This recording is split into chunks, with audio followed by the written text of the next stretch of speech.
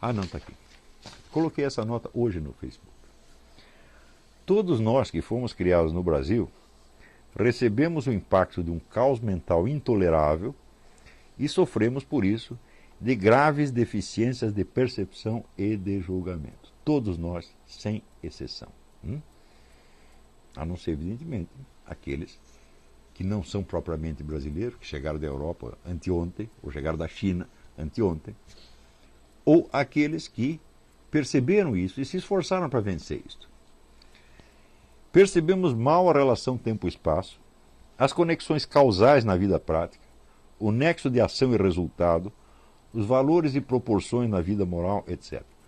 Olha, o número de vezes que eu vi pessoas se queixando de que não obtiveram resultado nenhum em ações que elas não praticaram é uma grandeza.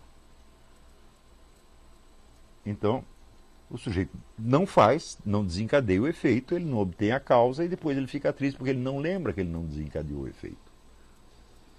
Não é isso? Isso aqui é muito comum no Brasil.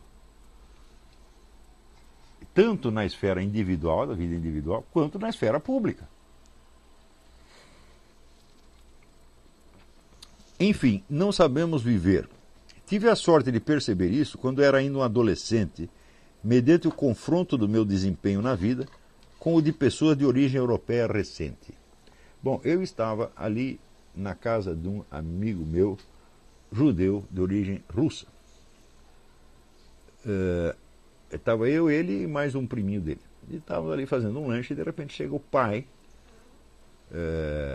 do menino, senta conosco e pergunta para nós: de onde vieram essas coisas que vocês estão aí comendo? E daí ele foi explicando para nós meticulosamente todo o processo de fabricação de um queijo, por exemplo, ou da manteiga, e o da fabricação das xícaras de louça, e das facas, e da toalha de mesa, e da própria mesa, e do pão, etc, etc. Um por um. E assim aquilo foi como se caísse escamas dos meus olhos. E eu de repente percebi, pô, esse homem está na realidade e eu estou no mundo da lua. Porque eu estou aqui mexendo com coisas que eu não tenho a menor ideia do que são, e que para mim me parece que a gente colhe em árvores, você estende a mão e pega uma xícara, pega uma faca, pega uma mesa, uma toalha de mesa, tudo apareceu por mágica. E esse homem estava num plano onde as coisas tinham uma origem, que era, por um lado, a natureza, a presença do universo físico, e o trabalho humano que havia transformado isso aí naqueles objetos que nós estávamos percebendo. E este é o coeficiente de veracidade do marxismo. Para aí, não vai além disso. Tá certo? Porém, isso para mim foi um choque de realidade. E eu percebi que só algumas pessoas tinham esta noção densa da realidade. Realidade que se constitui de uma presença física e de uma ação que se desempenha ali e que é o tecido da nossa própria vida. Só algumas pessoas tinham essa noção e todas essas pessoas eram de origem europeia recente.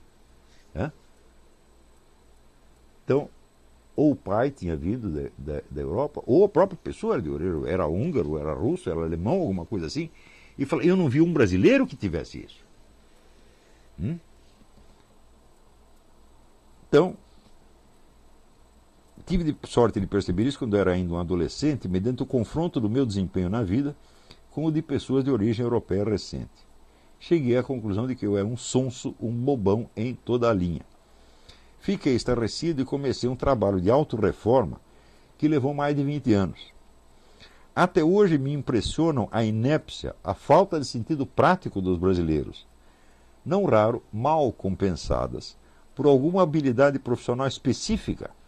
Por exemplo, o sujeito é um empresário e investidor, sabe fazer dinheiro e se gaba de ser, por isso, um homem prático, mas não sabe resolver conflitos domésticos banais ou planejar suas férias sem transformá-las num pesadelo, e assim por diante. Por exemplo, surge um conflito entre o filho e a mãe, e o pai não sabe botar aquilo. Pergunta para mim se isso acontece. Surge um problema aqui entre o filho e a mãe, Se eu levar mais de 1 minuto para resolver isso, eu sou a besta quadrada. Eu resolvo e pacifico a coisa na hora, porque eu sei como funciona, meu Deus do céu. No entanto, os homens práticos são empresários, são generais de exército, são investidores, são políticos, tomam grandes decisões, acham que são homens práticos porque têm o domínio da prática na sua profissão específica, mas não tem na vida. Então, o resultado não tem sentido prático nenhum, mas tem um sentido prático especializado numa área desse tamanho. Ele sabe administrar, por exemplo, uma fábrica, mas não sabe administrar a sua porca vida. Isto que falta para todos os brasileiros. Todos, sem exceção. A não ser aqueles que foram beneficiados por uma outra cultura. Eu digo que foi nos Estados Unidos, em 1986, que pela primeira vez eu percebi que algum problema prático tinha solução. Por quê? Porque no Brasil eu nunca tinha visto ninguém resolver nenhum problema prático. Juro para vocês, tudo quanto era problema que aparecia virava uma desgraça, uma tragédia. E de repente você via aqui pessoas que, peraí, vamos pensar como é que a gente faz. Dá para fazer assim, dá para fazer assim, dá para resolver. Então eu percebi que os americanos eles tinham um repertório de possibilidades de vida que transcendia infinitamente as possibilidades do brasileiro. Então eu vi, bom, na América é o lugar do possível. E no Brasil é a terra do impossível. Tudo fica impossível. Por exemplo, eu vivo convidando pessoas para vir para cá. Vem passar um tempo aqui. Daí o sujeito responde assim, não, mas para isso, assim, eu preciso divorciar da minha mulher, vender meu apartamento, obter não sei quanto de renda na Bolsa de Valores e comprar um cachorro, e etc, etc, etc. E daí eu vou. É claro que não vem nunca. Ou seja, para resolver um problema, ele tem que resolver a vida inteira. O número de pessoas que pensam assim é muito grande e tudo fica impossível. Outra experiência minha. Eu nunca tive uma única ideia na minha porca vida que todos os brasileiros consultados não dissessem que ia dar errado. Sempre. Eu quero fazer tal coisa. Não, você está com ilusão, você não tem experiência da vida, você vai se ferrar. Sempre foi assim. Ou seja, o indivíduo compensa a sua incapacidade prática castrando a capacidade prática do outro e castrando o desejo de agir. Então, é claro que nós estamos num país doente, mas quando dizer um país doente, onde está o país doente? Bom, ele está na sociedade em volta, mas ele está no seu coração também. Você é doente. Todos nós brasileiros somos doentes. Todos nós somos incapazes. E para nos tornarmos capazes, nós temos que fazer uma reforma dentro de nós. Então começar por perceber isso, olhar no espelho e dizer, eu não sei fazer nada. Então aprenda a fazer alguma coisa, depois outra, depois outra, depois outra, depois outra. Por exemplo, você tem um conflito doméstico. Como é que você resolve um conflito doméstico? Duas pessoas brigam, como é que você faz? Ou tem dois cachorros brigando, como é que você separa o cachorro? Eu digo, bom, você não sabe, mas em algum lugar existe alguém que sabe. Existe uma tradição, uma cultura, onde houve um aprendizado que foi passado de geração em geração. Então, aquilo que você não sabe, alguém sabe. E procurar isso chama-se adquirir cultura.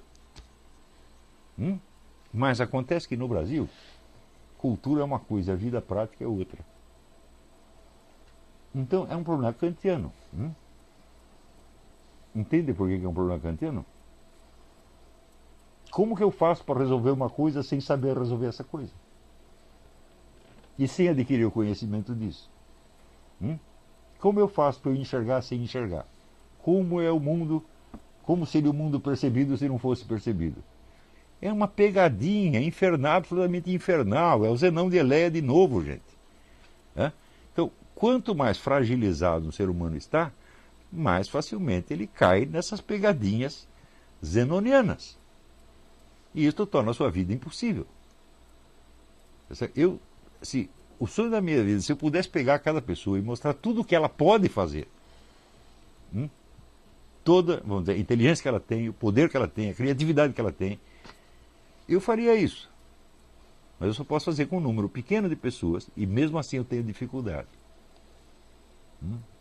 Mas eu sugeriria o seguinte: é o que eu digo aqui, eu tive a sorte ou a esperteza, sei lá, de não me projetar como formador de opinião antes de aprender e vencer essas inúmeras dificuldades correspondentes às camadas 6 e 7 da personalidade. Pensem nisso antes de passar pito nos seus amigos por alguma opinião que lhes pareça errada. Gente, eu só comecei a dar palpite publicamente com 40 e tantos anos. Não passei pito em ninguém antes.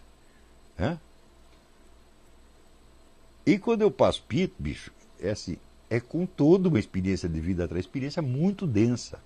Eu vivi 20 vidas. Eu passei por coisas que as pessoas não conseguem nem imaginar. E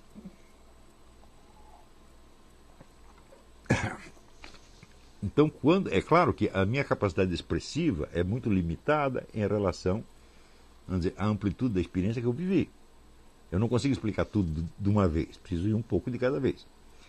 Por isso é que quem assiste às aulas desse curso entende o meu pensamento muito melhor do que quem lê um artigo. Porque se ele está lendo só o que está no artigo, ele pensa que eu só sei aquilo. Isso é outra característica do brasileiro, a síndrome de Dunning-Kruger. Né? A gente nunca pensa, espera, para dizer o que ele está dizendo, o que mais ele precisaria saber além disto? Então, existe, junto com esta incapacidade prática, junto com ela, em função dela, vem esta necessidade de sempre depreciar os outros. E buscar uma compensação, porque a impotência diante da vida é uma coisa terrível. Eu quero tudo e não posso nada. Estou amarrado por todos os lados. Claro que você vai ter ódio do universo. Então você vai culpar Deus. Mas culpar Deus não posso, porque eu sou católico, etc. Então você vai encontrar alguém para você criticar, para você falar mal, para você esculhambar. Então é uma compensação. E o caranguejo no balde. O caranguejo está saindo do balde, o outro puxa. Ele vem para baixo. Então é vir uma tragédia. Tudo isso, gente, é superável. Mas o único que precisa saber, olha, quando você é novinho, tome consciência de que, primeiro, você é incapaz. Segundo, você é anormal. Pessoas normais não existem no Brasil, porque não tem norma. Não existe um padrão de normalidade no Brasil. Existem padrões de normalidade grupais. Onde você, para ser considerado normal, você precisa se ajustar à loucura daquela turma em particular. Mas um padrão de normalidade que seja reconhecido na sociedade não existe, simplesmente. Em outros países existem. Chega aqui nos Estados Unidos, todo mundo sabe o que é um nego normal ou anormal. E quando vê que o nego está normal, eles falam, you need help. Qualquer um percebe isso quando o sujeito need help. No Brasil tem camarada totalmente louco, está louco há várias décadas. E ninguém percebe que o nego está louco, porra. Então, tem uma pergunta aqui.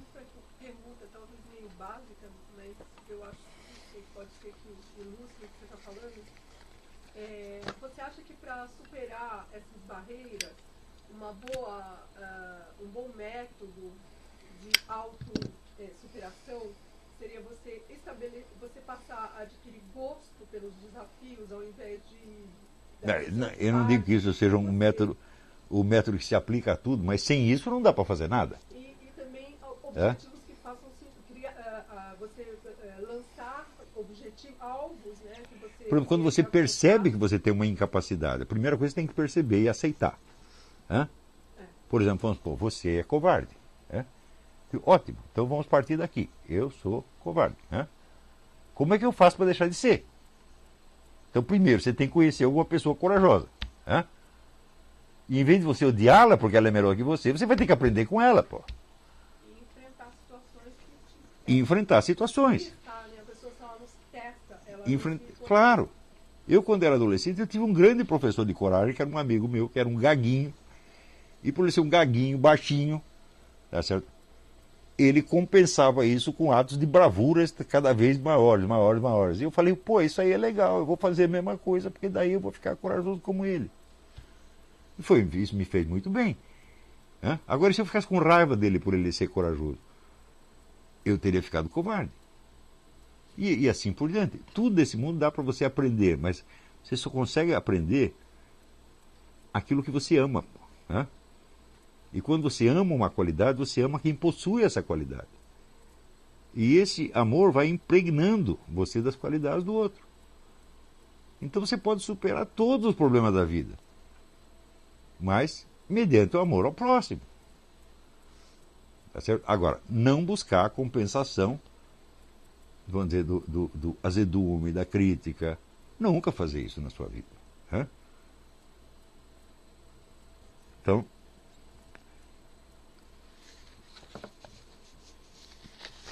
pense assim, eu só vou passar pito em alguém quando eu tiver vencido essas coisas. Quando eu tiver certeza de que, agora eu consegui a minha sanidade, a minha normalidade, a minha centralidade. Então agora eu sei quem eu sou. Eu tenho um centro. Quando eu falo a palavra eu estou muito consciente do que eu estou falando. Não uso a palavra eu à toa. Quer dizer, quando eu falo eu, estou falando toda a minha história, a minha evolução, a minha autoconsciência, a minha presença diante de Deus quando me confesso. Estou falando tudo isso. Então eu quer dizer alguma coisa. Eu vou dizer, bom, agora eu sou alguém. Talvez ninguém saiba, mas eu sou. Então você tem essa presença para você mesmo. Então o que você faz adquire peso. E esse peso significa poder. É o poder que você tem perante a vida. Não é o poder que os outros te conferem, como por exemplo quando votam em você para ser presidente da República. Isso não é um poder que você tem, é os outros que te derem. Quando eles não quiserem mais, eles tiram de você, não tiraram do Collor. Isso não é poder real. Poder real é aquele que está com você e vai para o túmulo junto com você. E que você não transfere para ninguém. Então, nós no Brasil, precisamos aprender a ter poder, a vencer as nossas coisas. Então, bom, é isso aí. Então, acho que por hoje já falei até demais, não vou responder pergunta. Eu estou viajando daqui a pouco para encontrar os ursos. E sábado que vem provavelmente não teremos aula.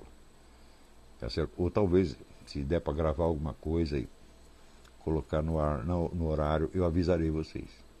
Tá bom? Eu agradeço muito ao Rubens Endel e ao João Emiliano e ao Ítalo Lorenzon. Essas observações foram realmente muito frutíferas, né? Tá certo? Isso aí, essas coisas ajudam realmente a gente a explicar o que queremos explicar. Então, até a semana que vem ou até outra semana. Muito obrigado.